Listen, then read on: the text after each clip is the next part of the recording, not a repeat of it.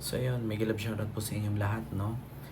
Especially po sa mga Manilenyo, mga taga Maynila, no? Na wala na sa akong pagsuporta dito sa ating YouTube channel, kay Yorme, at sa mga Iskonians, no? So ngayon ay meron po kasing balita na kakapasok lang na kung saan ay ang Manila daw ay nakakatakot na daw na city. Marami na daw mga Manilenyo, mga Iskonians, at kung kanino ka pa nakasuporta na halos natatakot na daw lumabas kapag gabi.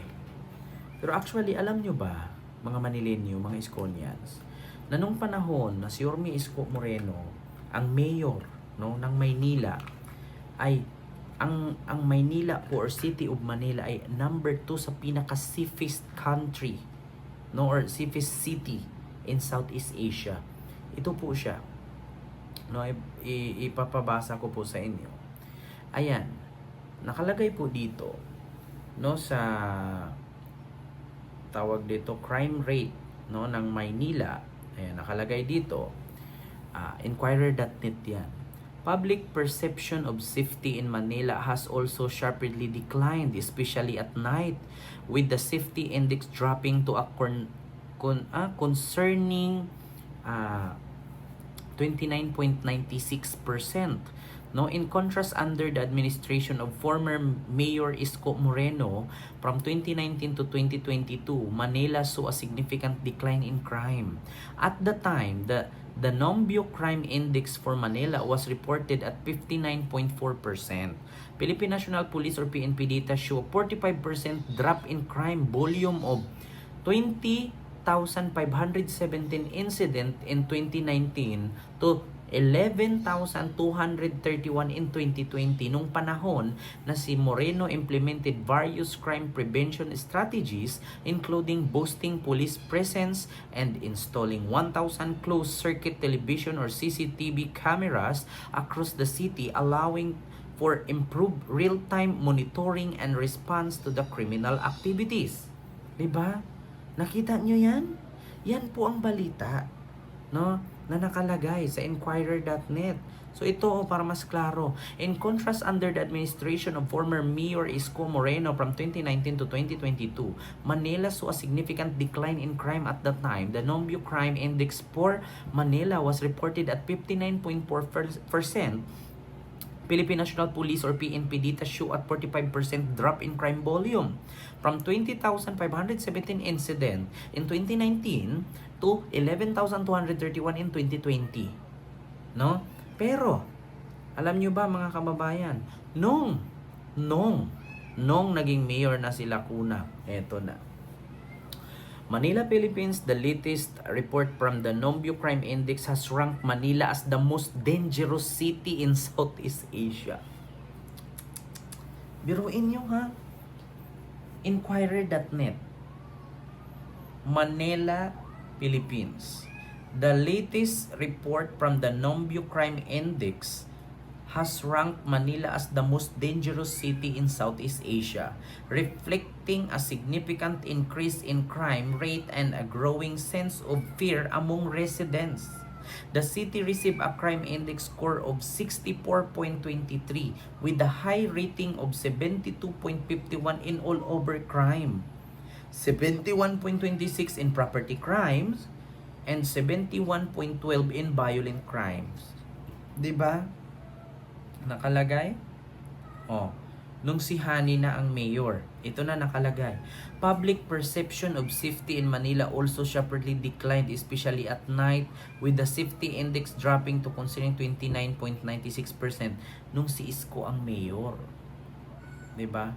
Pero ngayon, my God, latest report from the Nombio Crime has ranked Manila as the most dangerous city in Southeast Asia nung mayor na si Lacuna.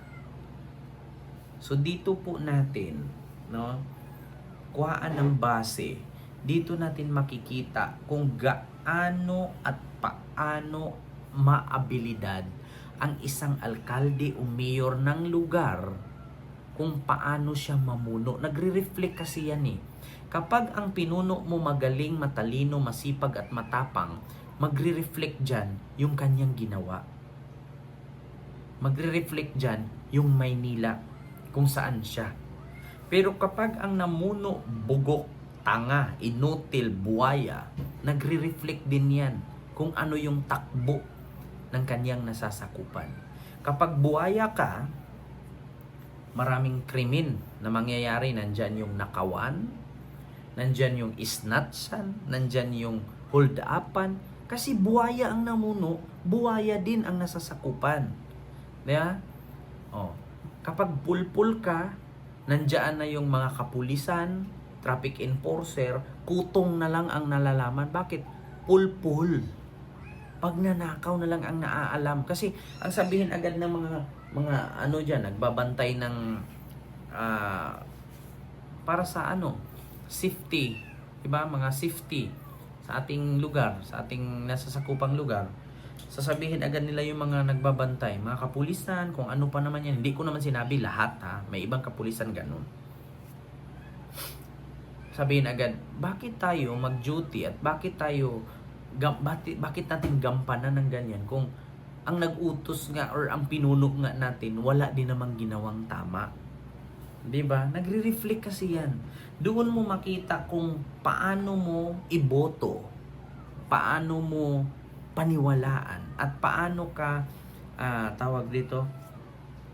paano ka makasabi sa sarili mo na dapat kong iboto si Isko, dapat kong iboto si Hani, dapat kong iboto si Sam Versosa. Bakit? Kasi magaling silang mamuno. So pagdating kay Hani, most dangerous city in Southeast Asia. Pagdating kay Sam Versosa, hindi ko lang alam.